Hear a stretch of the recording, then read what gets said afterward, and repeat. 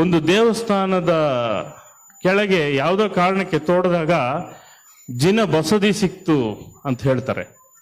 ಅಂದ್ರೆ ಎಷ್ಟು ಪುರಾತನವಾದಂತ ವಿಷಯ ಇದು.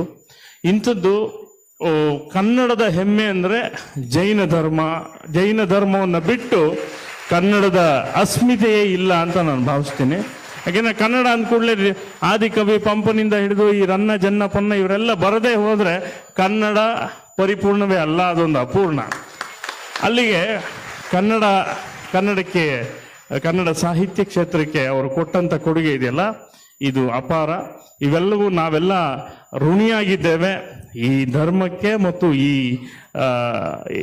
ಈ ಧಾರ್ಮಿಕ ನಂಬಿಕೆಗಳ ಜೊತೆಗೆ ಕನ್ನಡವನ್ನು ಬೆಳೆಸಿದ ಆ ಹಿರಿಯ ಚೇತನೆಗಳಿಗೆ ನಾವೆಲ್ಲರೂ, ಇಡೀ ಜಗತ್ತು, ಕನ್ನಡಿಗರು, ಕನ್ನಡ ಜಗತ್ತು ಸದಾ ಋಣಿ ಅಂತ ಹೇಳ್ತಾ ಹೆಚ್ಚು ಮಾತಾಡಿದ್ರೆ ಕ್ಷಮೆ ಇರಲಿ.